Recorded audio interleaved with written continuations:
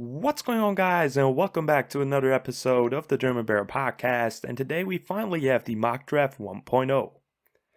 This will be a 7-round Chicago Bears mock draft, my first one of this offseason, and I'm so excited for this episode, guys. The NFL free agency is in full force right now. Ryan Poles and the Bears are already making some moves, which will probably impact this mock draft in some kind of way. We've signed interior offensive lineman Lucas Patrick, linebacker Nicholas Morrow, wide receivers Byron Pringle and Equanimus St. Brown, defensive lineman Justin Jones and Al Quaiden Muhammad, and latest addition fullback Kair Blasingame.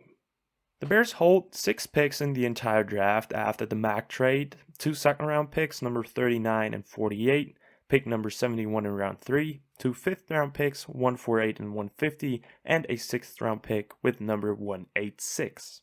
Let's start off and go over the biggest needs first, though, before we start with the actual draft. The offensive line is still very much needed, even with the addition of Lucas Patrick. I think left tackle is still a question, and the Bears are exploring all of the options right now.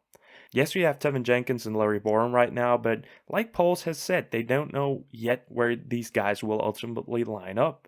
And they have to address it in some way, either with big free agents like Teron Armstead or Lyle Collins, or through the draft. And for me, both of those guys, Tevin Jenkins and Larry Borom, are best suited at right tackle or at guard, so it leaves a spot open at left tackle. The next position of need would still be the wide receivers.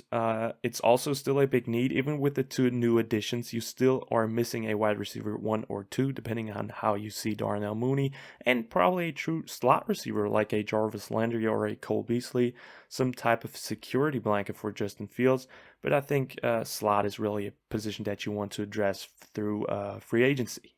Cornerback 2 is much needed as well. Safety, we don't have a second starter next to Eddie Jackson yet, and linebacker depth is also important as well. So let's get right into the mock draft 1.0, and with the 39th pick in the 2022 NFL Draft, the Chicago Bears select Christian Watson, wide receiver from North Dakota State. Watson is a 6'4", 208 pounds wide receiver that fits the Bears perfectly. And I think you have to go receiver here because there's no better offensive lineman on the board. Bernard Raymond will be gone. Zion Johnson, probably one of my favorite draft prospects this entire year, is out of the conversation as well right now. So you have to adjust and go with your next need. And even though Watson is generating some first-round buzz, I think the chances of him falling to 39 are pretty good because of how deep this year's draft class actually is. Watson will be your Allen Robinson replacement. He has a perfect physical and athletic combination that you want for your X receiver. He's blazing fast, ran a 4.36 40 time, which is insane, and he's also having fast game speed on tape as well. Watson offers great body control, amazing hands, good deep speed, strength, and good yak ability, even though he is a bigger body receiver. He's not a finished product yet and still has areas for improvement, though. He is not a refined route runner yet, although he showed talent in that area, as well as he could improve in jump ball 50-50 ball situations, something Allen Robinson really excelled at. He needs to be more consistent using his long arms, leverage, and better concentration at the catch point, but I'm really optimistic that a coach, especially like Tyke Tolbert, will help him in that area, and if he learns fast and improves, he can be a top wide receiver in the league real quick. This would be the perfect addition to the Bears offense and gives Justin Fields and Luke Getsyuk a weapon to work with. I would absolutely love it, and if he actually falls to 39, I think the possibility that Ryan Poles and the Bears will actually get him are pretty high.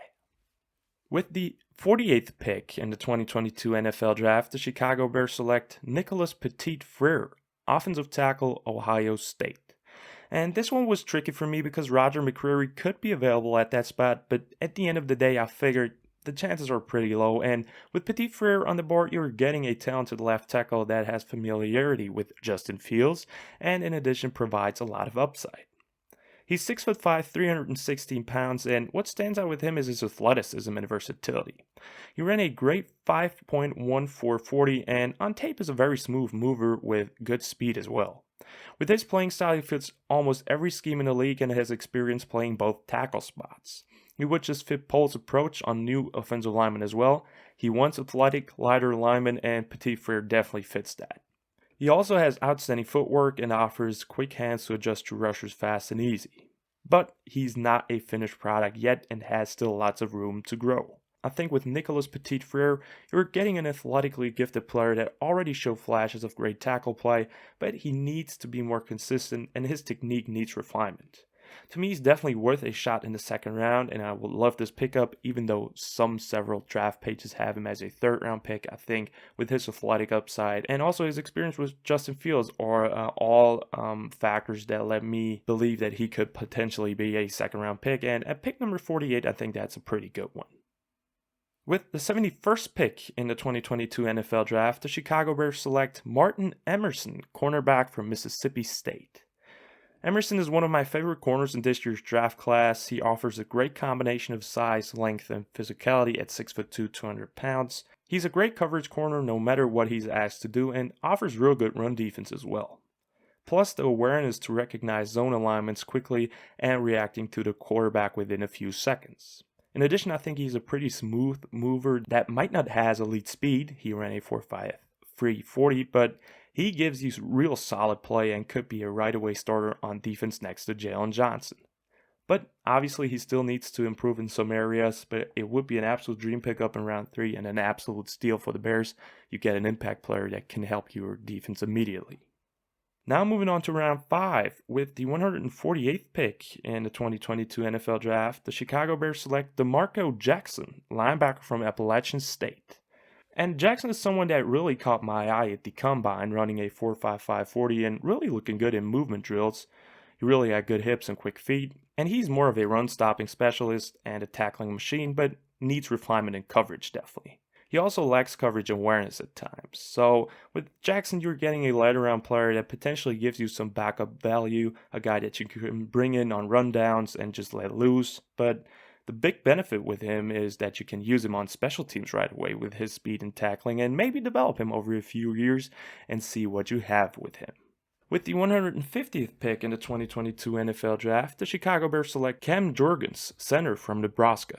And what stands out with him is his pure athleticism. He's a 6'3", 303-pound offensive lineman and ran a 4.94 40-yard dash, which is absolutely amazing. He moves incredibly well in space and has the quickness to adjust to rushers fast. And in addition, he's a very physical player that brings nastiness, something we definitely want on the Bears' offensive line. He's also a high-character guy with never-ending stamina, but he's still a more raw player and still has lots of room for improvement. He lacks elite play strength, technique needs to be refined, and with his size and length is somewhat undersized. Jurgens has all the tools in the world to be a successful center in the NFL, I really believe that. Lucas Patrick will be the starting center for the Bears, I'd imagine, but maybe in 2023 Jurgens displays all of his abilities and takes over the center position, and now Patrick's versatility comes into play and he changes to guard. And even if it doesn't work within the first year with Jurgens, it's still a center prospect that is very intriguing and with the right development could become a very good player, and I think you have to take him if he's available at 150. And with the last pick, with the 186th pick in the 2022 NFL Draft, the Chicago Bears select Matt Araiza, punter from San Diego State. And let me tell you guys, Araiza is just one heck of a player. He played kicker and punter in college, but really excelled at punting in 2021 with setting college football records. He averaged 64.3% of punts inside the 20-yard line, which is pretty good, and I think he broke the average yards record with 51.2 yards, which would have ranked second in the NFL last season. With the loss of Pat O'Donnell, I think Araiza would be a great value pick, and in round 6, you're actually getting a starter out of that round, which is absolutely amazing as well. He is a very good talent at punter, has an incredible strong leg, and good accuracy as well. And I think even though it's the 6th round, you have to address the position in somewhat way, even though they picked someone up in free agency. I think with Araiza, you have a guy that has lots of upside, and a good punter is needed for great field position. We all know that. So that's the end of the draft, guys. I think it's an all-around solid draft that addresses almost every need and gives you several good players with early impact potential, even though the Bears don't have a first-rounder. But that wraps up the episode, guys. I hope you enjoyed it. Like and subscribe if you liked the video. Check out Instagram for the latest news. Stay tuned for all the latest Bears moves. I will keep you updated on that, definitely. And as always, guys, bear down.